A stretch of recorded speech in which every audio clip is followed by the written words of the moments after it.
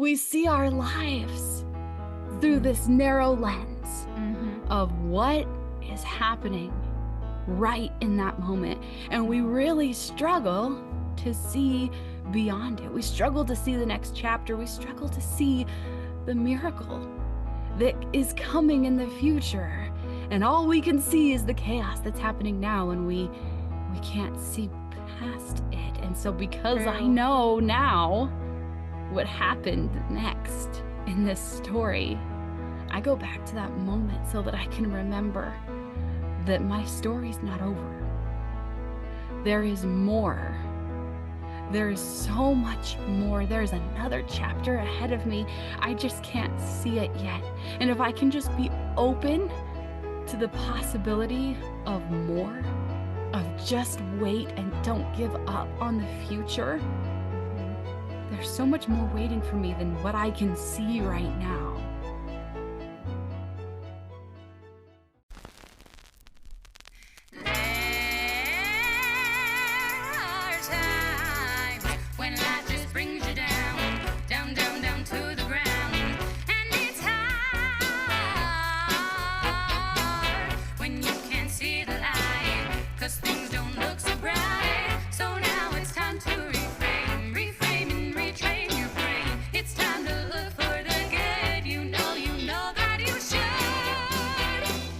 Join me, 'cause I'm seeking sunshine, I'm seeking sunshine, I'm seeking sunshine, oh, I'm seeking sunshine, I'm seeking sunshine, I'm seeking sunshine, I'm seeking sunshine. Welcome to Seeking Sunshine, Do What Lights You Up, a podcast for passionate, creative moms who are ready to live their best life and be their full, lit-up selves while being amazing moms, because it's possible to be both. It turns out that you don't have to lose yourself in motherhood, and I'm here to show you how. This is Seeking Sunshine 2.0 because we are no longer focusing on the problems, but on the solutions. It's your turn to shine.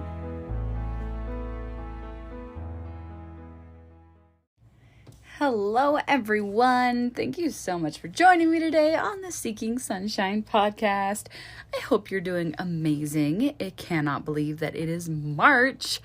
Is this year not just totally flying by? Holy guacamole, I cannot believe it. So I talked to you last week about the amazing thing I competed in a competition for speaking, and I wanted to give you an update. So I won, and I'm like totally astounded. I was struggling all the week before with like all these mindset blocks I had with winning and with competitions, and then I went into my competition on Tuesday, like last week, a week ago, and I won. And I didn't just win the prepared speech, I actually also won the impromptu speech, and I couldn't believe it. It was amazing. But I was so astounded that I won and so excited because now I get to actually compete in a bigger competition on Saturday, and that's really exciting and nerve-wracking. And it's funny how different like layers bring up all sorts of different like blocks in us, right? Every different part of life brings up some new thing in our brain that we have to like go, hey, I didn't realize this was gonna bring this up for me. Like my big struggle has been is like, oh, now I have to find a babysitter for my kids because I go to Toastmasters on Tuesday mornings when my kids are in school, and all the rest of the local Toastmasters meetings are at like 7 o'clock at night. So I actually go to one that's a little further from my house so that I can do it Tuesday mornings when my kids are in school. And this competition is on a Saturday morning, and trying to find a babysitter has been like, it's been really stressful. And anyways, long story short, I think my mother-in-law is going to actually drive up and babysit, which is such a beautiful gift from her. And I'm so blessed that she is willing to do that because she doesn't live super close. But I'm looking, being really introspective and going, look at all the stuff this brings up. So anyways, my reflection here is just that when things happen in your life, you have an opportunity to reflect on the feelings that it brings up. And you can, see why these feelings come up and learn more about yourself and do some deep work on all those things. So anyways, today's episode is going to be really fun. It's going to be kind of different. I'm actually going to air an interview that somebody else did with me. So what you might have noticed this pattern, every first Wednesday of the month is a solo episode where I'm sharing my own stories and my own stuff that's going on. And so today, instead of like recording a whole new thing and talking about, I probably would have talked about this speech and everything that went into it. I kind of did that in the solo episode that was Friday. Instead, today I'm airing this interview that I did with Kristina Driscoll on the She's Brave podcast. And you might remember her because she came on my podcast just a few weeks ago. So I was on her podcast. I actually don't think this interview has aired yet, but that's all right. She's amazing, and she sent me this recording, and she was like, this was such a great interview. I think it would be really wonderful for your audience to hear, your story, how you tell it on other people's shows. So that's exactly what we're going to do here. I'm going to share the interview she did with me, and this is the story that I share when I go on other people's podcasts. It's, Joshua's diabetes story, and then how it blends right into my music journey, and everything I really learned there was so impactful for my life. So I think you're really going to enjoy this, and there's just so many really deep life lessons here that I hope you enjoy it. So here we go.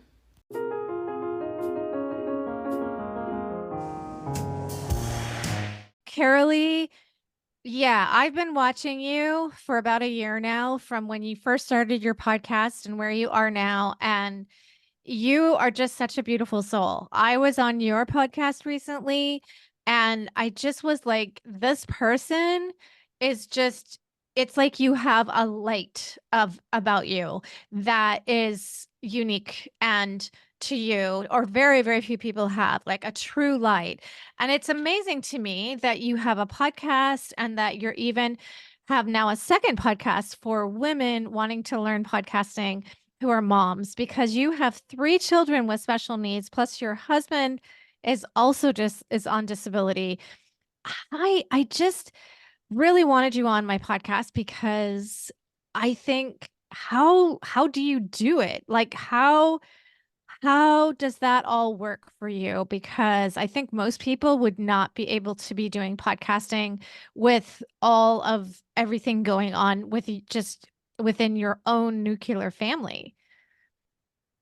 My favorite answer to that question is that creativity is therapeutic. I And that the love that. more that I've been able to dive into the things that light me up and the things that I love the most, the more that I have to give to my family and to those who need me. I love that. That's an incredible answer. So tell me more about your kids too. So I've got 3 kids that are all on the autism spectrum. My oldest and youngest are 13 and 9, and they are high functioning autistic. And then I have a severely autistic, semi-verbal, type 1 diabetic 12-year-old who's Wow. a wildfire. Yeah. Yeah, yeah. So tell us more about Joshua. I know that there's a Yeah. story about things that have gone on in his life with you too. Yeah. So, well, and that story encompasses so much of my life and so much of my entire family's journey of, stepping into where we are now and how much we've grown as a unit, really, because it started back in 2018, which of course was like right before the pandemic. And so when the pandemic hit, it was like, oh wait, this is it? All we have to do is sit home and do nothing. Oh, this is easy. We can totally handle this. So We started 2018 living in San Antonio, Texas, and we lived really close to my in-laws, and we relied on them really, really heavily because my husband's disability was really at its worst. And he has something called familial episodic ataxia, which meant that he was collapsing all the time. Really? Yeah, Wow. I mean, he's also got severe debilitating PTSD and depression and anxiety and a whole slew of different diagnoses. But the ataxia meant that anytime he was too stressed out, whether it was Mhm. emotional or physical, he would start trembling and shaking and he would collapse. And I would have to pick him up and carry him to bed. And he's a lot bigger than I am. And it meant that he couldn't watch our kids and he couldn't vacuum, he couldn't do the dishes, he couldn't really do much of anything. He couldn't work, he couldn't provide for Wow. us. And it was a really difficult few years while we were trying to get him on disability so that we could have any income at all. And it was a really difficult period for our family while we tried to navigate through that.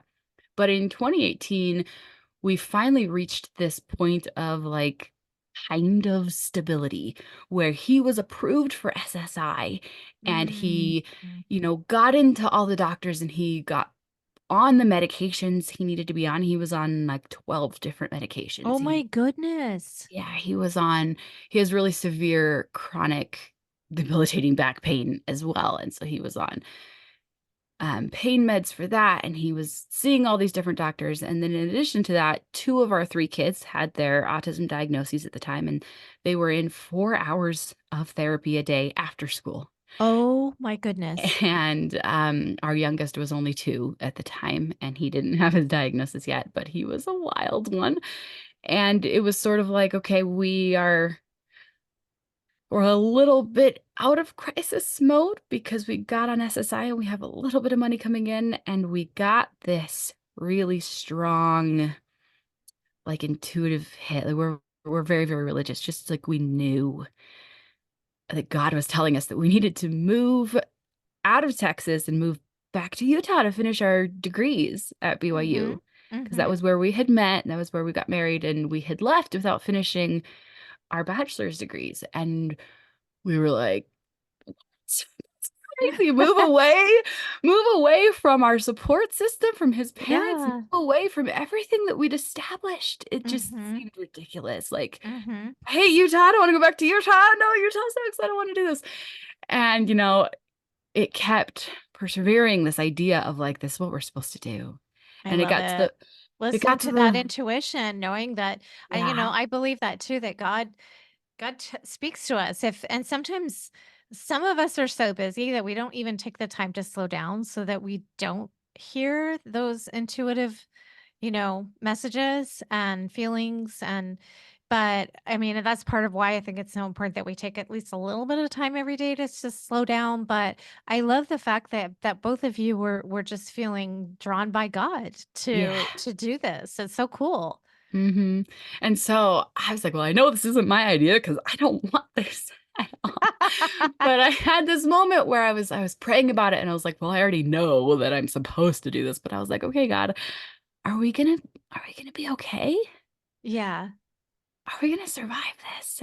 And I actually got like a really clear answer. And it was, it's not just gonna be okay, it's gonna be amazing. Uh-huh. And then what followed was the worst year of our lives. Really? Yes. And we moved. Uh-huh. We took this crazy leap. Yeah. And we actually do have some family up here. My husband's 90-year-old grandmother lives up here about an hour away from us now. And Mhm. she is not, a huge help with our wild crew over here. So it was not quite the support Yeah. system that we'd had when his parents lived, blocks from us.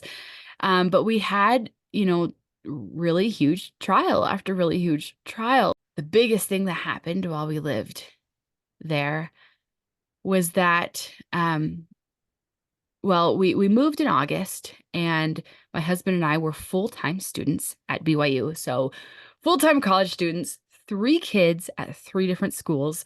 I believe Aurora was in second grade, Joshua was in first grade, and Benjamin was in preschool. I think he was only 3 years old at the time. So our lives were crazy. And around the end of September, I had this like mental breakdown where I call it my like Facebook live meltdown, where I went on in Facebook and just like cried. I was like, we went from 4 hours of therapy a day to Mhm. nothing because we were on wait lists for a year Oh for yeah, my because when kids. you move, Yeah, we yes. just Oh, lost how it all. hard. And honestly, Utah's known for being really terrible at special needs services. Mm. And so we kind of went to nothing. And I had this meltdown moment of like, Joshua's never going to talk. He was completely and utterly nonverbal. He was Mm. 7 years old, and Mhm. he didn't have a single sound, Wow. not a Wow. single that meant Yeah. Yeah. anything. And I went on my Facebook Live and I just sobbed and I was like, I give up. I can't keep I just hoping. Okay, I just want to interrupt you here because I somehow missed that. Like I do see you popping up, although I have a lot of followers now on all my platforms, but I missed that. And so just like that's I've never heard of that. Like I mean, I'm sure it does happen, but like to go on Facebook Live and then break down, I want to know more. Like I want to know, do you think that was a good thing? Do you think that was a bad thing? Like and how did that happen? Oh, it was so good. It But was let so me good. so Okay. good because and I'll tell you why as we get through Okay. this story, but I went on and I gave up on my son ever talking ever. Okay. I Okay. gave up control. Yeah. I gave Yeah. up control and I said, my Yeah. son is never going to say mom. My Mhm. son is never going to say, I love you. Mhm. And I can't keep praying for this because we had our Mhm. whole family praying for this every day. I had my 3-year-old praying every night with the rest of our family that his brother would have a voice. Mhm. And I'd been, under this assumption, this control that if we just give him enough therapy, he's going to talk someday. And if I just do everything I can, he's going to be able to talk. And I have this power somehow that if I just do all these things, I can make this happen. And in that Mhm. moment, I gave up Mhm. my control Yeah. over this Yeah. happening. And so That in is the, so key. I mean, I just want to interrupt, yeah, but like, here's the thing. Like, I feel like there are so many times in our life, and I've had that same experience in my life where, you're basically trying something over and over and over and over again, and you're like, I'm not going to give up. I'm not going to give up. And it's like you're trying to control the outcome. And then you finally just surrender yes, to God. surrender. And then the thing happens, Then the basically. miracles, Then the and then miracles miracles start. Then happen. the miracles are there's no room. While you're like paddling like a duck, with its feet under it, like paddling like crazy, just trying to keep afloat. And you're just like, I'm not gonna give up. I'm not gonna give up. And then you finally are so exhausted that you actually give up. That's when the miracles Yes. occur. I totally agree with that. It's so true. And so I was like, I can't keep this up. And so then it was only about a week later. It was the very first weekend of October when, this thing happened that it's like seared into my mind. Wow. This moment that I'll just never ever forget. Joshua got really, really, really sick, and he walked out of his room that morning. It was the first Saturday of October in 2018. And looked, he looked like death. He looked like he had suddenly lost a ton of weight overnight. Like you could see his thigh gap and you could see his ribs. And I was horrified at how he looked. Mm-hmm. And I was sitting there going, how did I miss this? Is Yeah. it because I've been in school and because we just moved and I'm just going so crazy with my own life that I missed my son who's lost all this weight? And I had to message his teacher and send her a picture and go like, did he look like this yesterday? And she's Oh going, my goodness. no. He didn't look like this yesterday. This is drastic and sudden. And I was like, oh my gosh.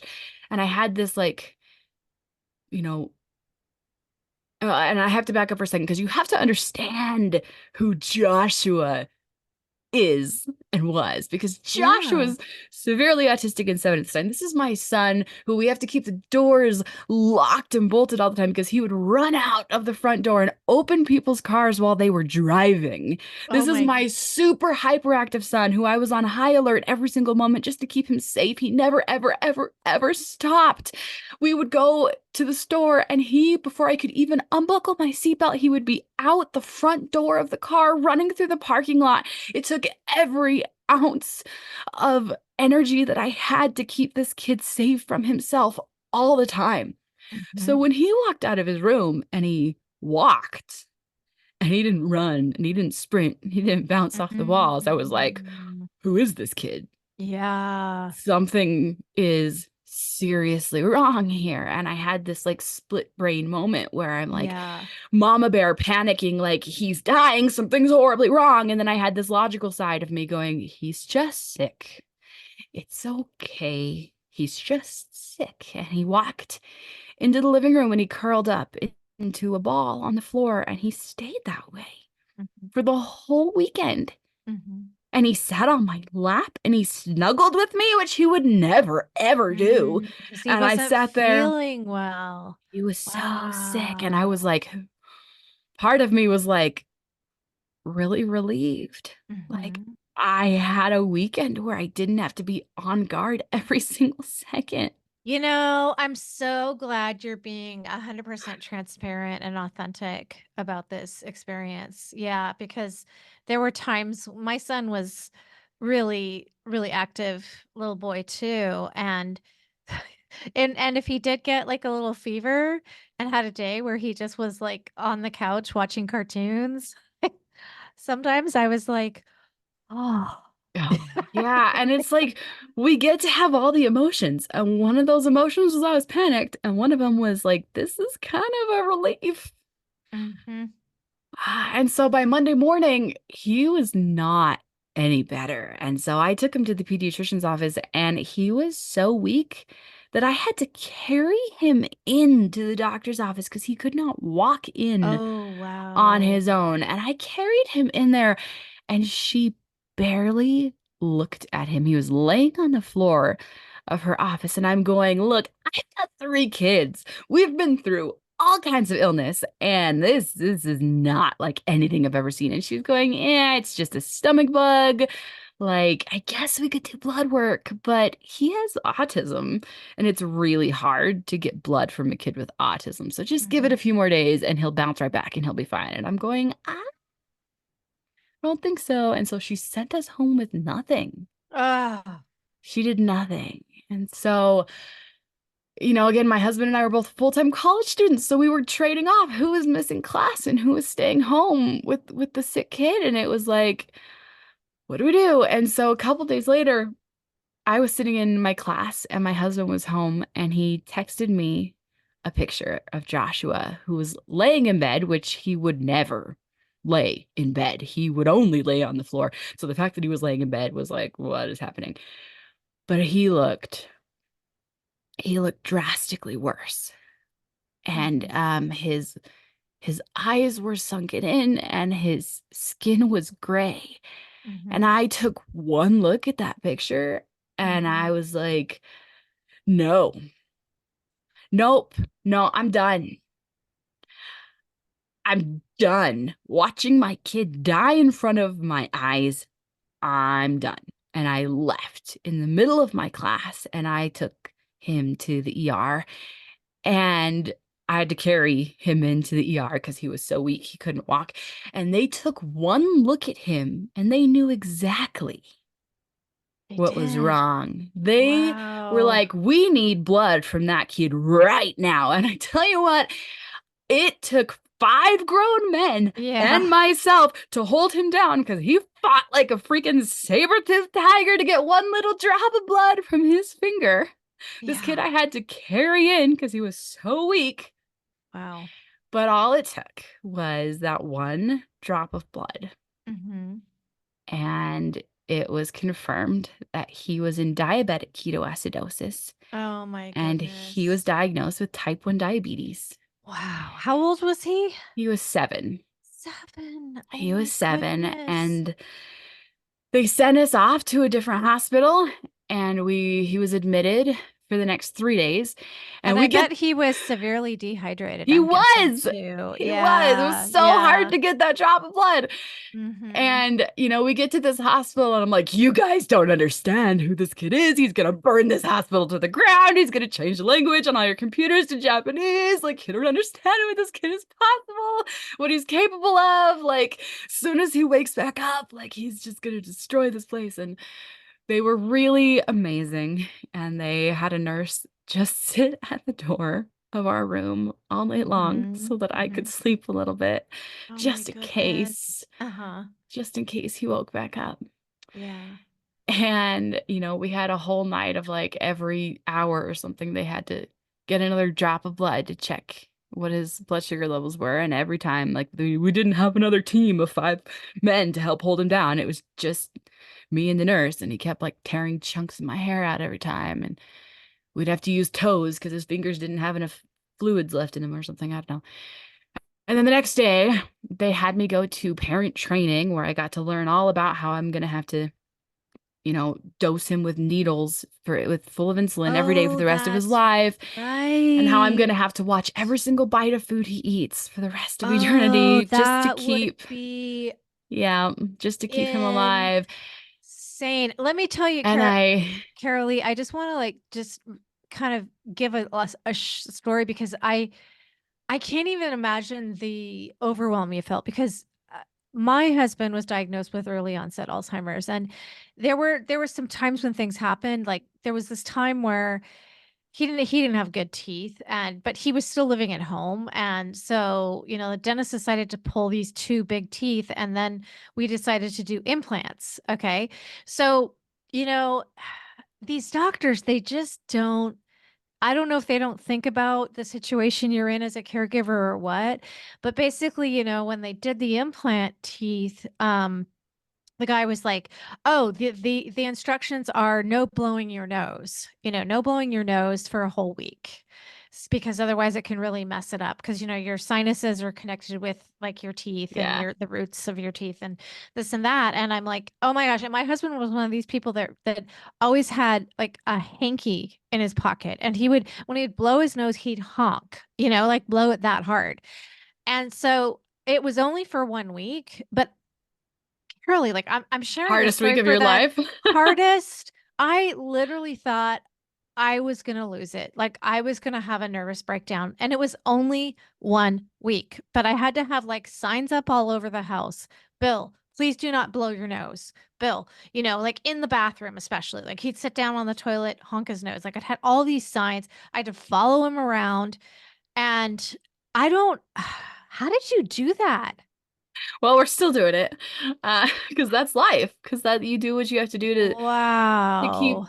you know, your loved ones alive.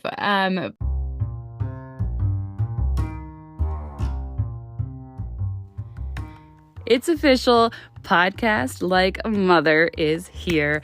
This is my podcast coaching program where I lead you one-to-one through the entire process of building your own podcast. I will guide you every single step of the way as you figure out what topic you want to talk about, what lights you up, and how to do the entire process beginning to end. I'm going to show you every single thing that I know, and it's going to be amazing. I'm going to show you how to make podcasting fun and easy and sustainable. If you want to schedule a breakthrough call with me to see if this is the right next step for you, check out the link in the show notes.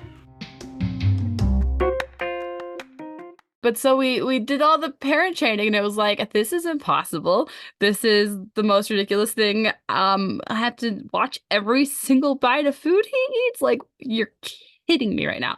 But so then I had this moment. I had my moment out with God where I was like, you got to be freaking kidding me. This is not what I would consider amazing, let alone okay. Like, how does this fit into this plan of yours of like amazing or okay or like anything in between because I don't count this Yeah, as I love anything this. like that. Yeah. And the thing about it is, I come back Mm-hmm. to that moment Mm-hmm. over and over and over again in my Wow. life because Wow. we see our lives through Mm-hmm. this narrow lens Mm-hmm. of what is happening right in that moment. And we Mm-hmm. really struggle to see beyond it. We struggle to see the next chapter. We struggle to see the miracle that is coming in the future. And all we can see is the chaos that's happening now, and we can't see past it. And so because I True. know now what happened next in this story, I go back to that moment so that I can remember that my story's not over. There is more. There is so much more. There's another chapter ahead of me. I just can't see it yet. And if I can just be open to the possibility of more, of just wait and don't give up on the future, Mm-hmm. there's so much more waiting for me than what I can see right now. I love it. I just can't forget that. And that's what Joshua's story taught me. And so we went home from the hospital, and I thought that this was the worst thing that could ever happen to us. And Joshua was in the hospital Wednesday, Thursday, and Friday. And he went back to school on Monday, and he pooped in the potty for the first time in his life. We'd been trying to potty train him for like 3 or 4 years. He was 7. We'd been dealing with this, trying to potty train him. And he went back to school Monday and pooped in the potty for the first time in his life. It was amazing. And Yeah. he'd been chronically underweight for years and years. We'd even tried to put him on prescription medication to try to get him to gain weight. Mm-hmm. And we couldn't get him to eat. And all of a sudden, he was eating. I mean, Mm-hmm. all he would eat was corn dogs. He was eating like 9 corn dogs a day. Like we were going to Costco and buying these huge boxes of corn dogs because that was all he would eat. But he was eating a Yeah. ton all of a sudden, which is probably why he was pooping in the potty now. And what was really amazing was that within a month, he could say all of his colors. And his speech just skyrocketed That's from that amazing. moment on. And within a year, I was wishing he would shut up because he never stopped talking. He just talked and talked Wow. and talked. And he has something called childhood apraxia of speech, which makes it difficult for him to say things clearly, and he's kind of hard to understand. And here we are 5 years later, and he's not that hard to understand anymore. And part of me, I had this thing that I love to say, that there are blessings in every trial and I love trials in that. every blessing.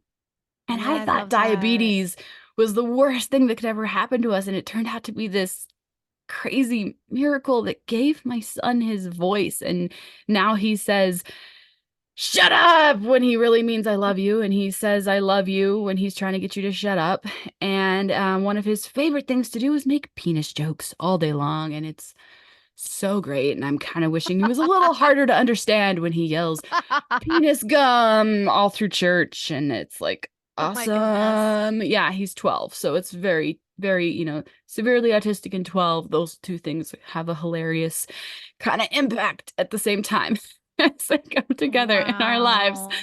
Wow. But it's amazing, the results of that. And Mm. part of this story is that, I wanted to sing my entire life. I always wanted to sing. And when I And first went I just want to interject. I've seen you on social media singing, and you do have the voice of an angel. Oh, thank You you. really, you have an incredible voice. Thank you. Well, so when I first went to college in 2008, I auditioned for the School of Music to sing opera. That was like my dream. And I didn't get in, and I got married, and I had kids, and then we came back to BYU in 2018, and I was like, I'm gonna audition again for the School of Music. I'm gonna perform opera. This is it. And so I auditioned in December. Joshua was diagnosed in October, and I auditioned in December, and I was like, this is it. I'm going to get in the School of Music, and this is the reason why my life has been so hard for so long, and this is going to be my dream come true, and this is like the whole, like, this is going to wrap it up in a nice big bow, so I'm going to finally get to do the thing I was always meant to do. I'm going to get to sing opera. And part of the thing you have to realize is that when you live your life, you don't realize all of these amazing lessons that I'm telling you about now. It's as you look back on your story, which is why I love podcasting so much. It's as you look back on your story and you start looking at it from that greater perspective that you start seeing how these pieces all fell in order and how everything worked out for you. So I auditioned in December. And this was about the time when Joshua had just started talking, but it wasn't like all at once he started talking. It was coming on slowly, and it was like, oh my gosh, this is great. But it wasn't like a bam. I just had this realization that diabetes is a gift and my life has changed. It took time for those lessons to kind of be realized, right? So I auditioned in December, and I made it through the first round. And then I auditioned for the second time in January. And then in February was the big reveal of whether or not I got in. And they only let 3 or 4 people into this program every year. Wow. It's very, very competitive. And I found out in February that I did not get in to this program. And they actually reached out to me and they were like, please don't give up. You were so close.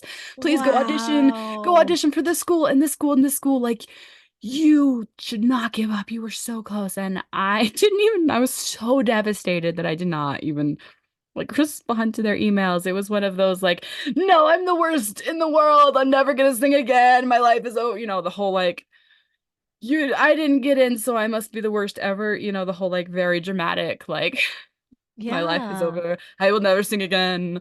Like that was kind of my moment of like, was totally devastated. Like I could not sing without sobbing for like 3 or 4 months. Like I was like, the world has ended. But over time, as my grief, moved through my body, I slowly, very slowly, started to come to some pretty amazing realizations, which were very much helped by Joshua speaking and my realizations of like, wait a minute.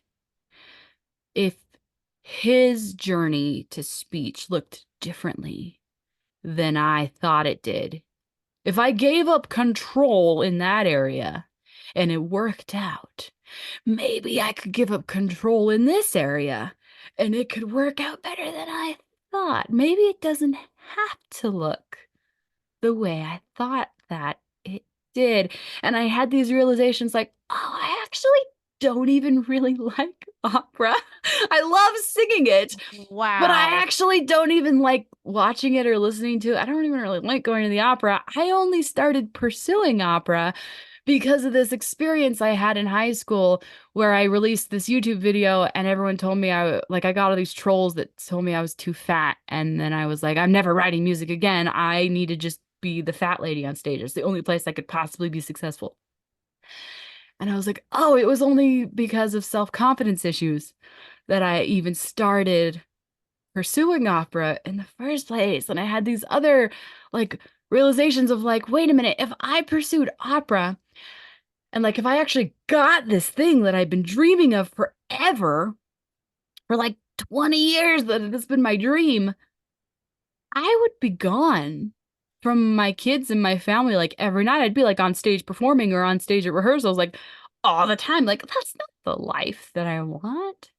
And hold up, if I was to do opera, I would have somebody else telling me what to say, how to sing, how to dress, how to do my makeup, how to do my hair, everything. Someone else would be in charge of my every move all the time.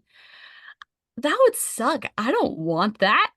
That's not what I actually want for my life. Wait a minute, this thing I've been dreaming of forever maybe isn't the dream that I actually want for my life. And what I actually ended up pursuing in college was costume and makeup design. And I sat there going, oh, this sucks to be behind the scenes designing stuff for everyone else. But I didn't want to be in the front of the stage with other people designing for me. I wanted to design stuff for myself because I love designing, but I also love performing. I was like, I want to design, I want to be in charge of my own life. I want to be in And charge of what what I wear and how I look and I want to be in charge of it all. And that none of those options let me be in charge. And so like not getting into the school of music was like, oh, maybe this was actually a gift. Oh my gosh. so And cool. so I took this leap and I took a songwriting class and I was like, oh my gosh. This is where I was supposed to be the whole time. And I just didn't go here because I was lacking the confidence in myself the Wow. whole So time. good. Carolee, your story resonates with I think every human being. It resonates with me. It resonates with all my listeners. I think we've all had things in our life where it took us a while to do Yeah. that dream because we didn't have the confidence, you know? Yeah. Yeah. It's so true. And so then I graduated high school, I graduated college, and I was like, now it's my turn to Y- do the thing I wanted to do all along, which was sing. And I'm done asking for permission to be good enough to be on somebody else's stage. Amen, sister. That is basically, you're a lot younger than me. I'm 55, and I just got to this space a year ago. Yeah. Now it's my turn. I'm going to do what I want to do. It Yeah. doesn't matter what people think. I mean, it's a Mhm. very empowering and happy place to be in. It's like the happiest I've ever been. Yes. It's like the best. Yeah. Yeah, yeah. And so that's when I started Seeking Sunshine, the podcast, so that I could Love it. tell my story. And at the same Mhm. time, I actually, right at the beginning of the Seeking Sunshine podcast, was when I wrote Seeking Sunshine, the song. And I released, so Seeking Sunshine, the podcast, debuted in November of 2021. And then the song Seeking Sunshine was officially released in April of 2022. And then the album Seeking Sunshine came out in May of 2023. And it was like, this is me. Here I Yes. am. Yeah, And this is beautiful. what I've always wanted to do. And like my podcast and my album were like, here's permission for me to be finally just good enough as I am. Oh, I love it. And hooray for that, because we're all just freaking good enough as we are. And it's amazing. And it's just so freaking beautiful. And then as I did it more and more and more, I realized how much podcasting changed my whole life. Absolutely. Me To just too. come out and like talk and like Mhm. be, to just tell my Just story and be. be. And the more that I have told my story, the more realizations I've had about You how keep magical. learning. Yeah, you Yeah. keep learning Yeah, about like, you keep learning about yourself more than mhm, anything else. yes. Yes, you learn about yourself and you learn about how magical your journey has been, and you start connecting all the pieces and you're like, "Oh my gosh, this led me to this and this led me to this." And it's like, "Whoa."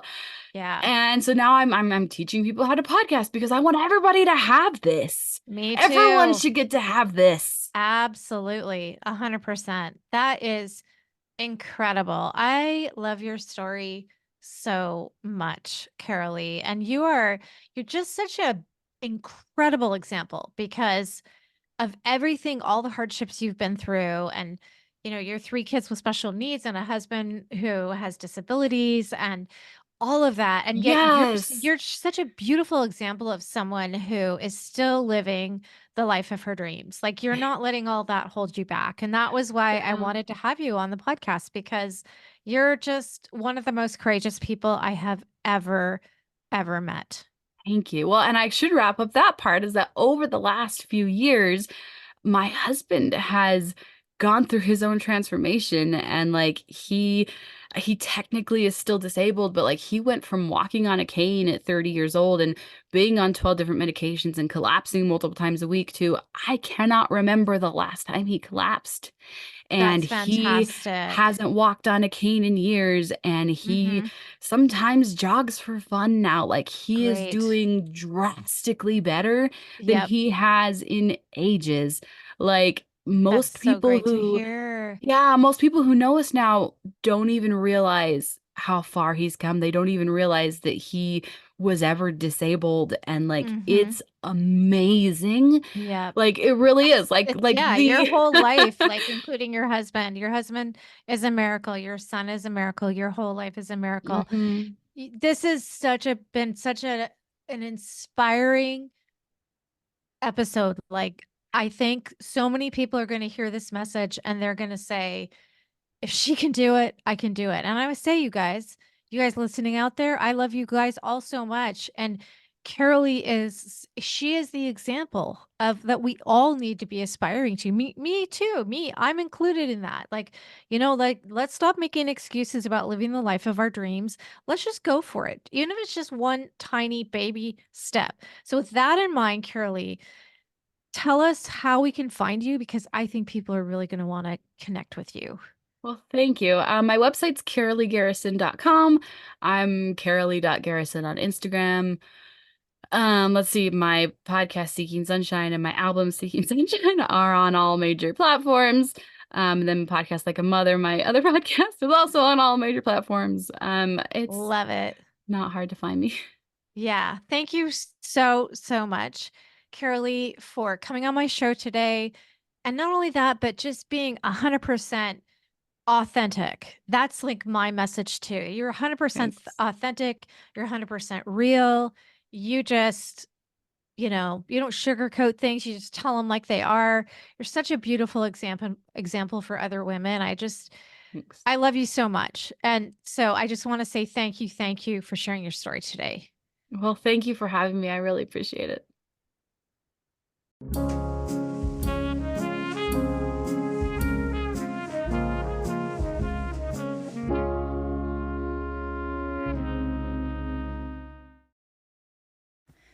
Oh, I hope you enjoyed that. I love being a guest on other people's podcasts, and I love sharing that story. And I got to tell you what, sharing that story so many times as a guest has really helped me become a better storyteller as I tell it, and helped me have so many like deep realizations about my own journey. And I love speaking and I love telling this story. I feel like it's so powerful, and I hope that you got something out of this. So here are my favorite takeaways. Number one, creativity is therapeutic. The more that I've been able to dive into the things that light me up and the things that I love the most, the more that I have to give to my family and those who need me. Number two, we see our lives through this narrow lens of what is happening right in that moment, and we really struggle to see beyond it. We struggle to see the next chapter. We struggle to see the miracle that's coming in the future. Number three, my story is not over. There is more. There is so much more. There is another chapter ahead of me. I just can't see it yet. And if I can just be open to the possibility of more, of just wait and don't give up on the future, there's so much more waiting for me than what I can see right now. I just can't forget that. Number four, there are blessings in every trial and trials in every blessing. It's all in how you choose to look at it. Number five, it's as you look back on your story and you start looking at it from that greater perspective, you start seeing how those pieces all fell in order and how everything worked out for you. Number six, if I could just give up control, maybe it could work out better than I'd ever planned. Maybe it doesn't have to look the way I thought it did. And number seven, here's permission for me to be good enough as I am. Oh yeah, you have permission right now because you are already good enough. Yes, yes, and yes.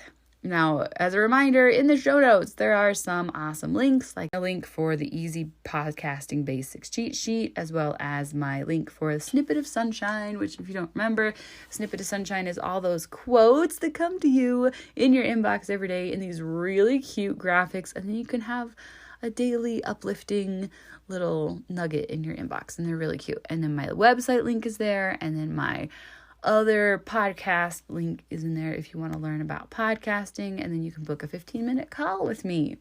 Guys, before I end, I wanted to let you know that I'm really, really close to being done with my podcasting course. It has been a nightmare. Oh my gosh, it's been a nightmare.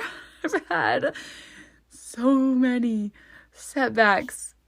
Turns out that making an online course, like a pre-recorded online course, is like so much harder than I could have anticipated. Like, it's like been setback after setback after setback. But it's so close to being done. Like, in the next few days. Like, it's coming. It's so close. I'll be announcing it really soon. And then I'll do a workshop all about mobile podcasting. It's going to be beautiful. It's coming. I swear. It really is coming. And I'm excited for that. So keep an ear open for that, because it really is coming, I swear. So I'm going to close with a song, and the song is going to be Wait, because that is the song that goes with this whole story. It's like the words that I needed to hear this entire journey. I like wrote this song for this story. Like, it's the words I needed to hear when I was getting rejected from the School of Music, and it's the words I needed to hear when Josh was getting diagnosed, and I still need to hear these words today. So here is, I'm going to leave you with the song, and it's amazing. I love the song. It's called Wait.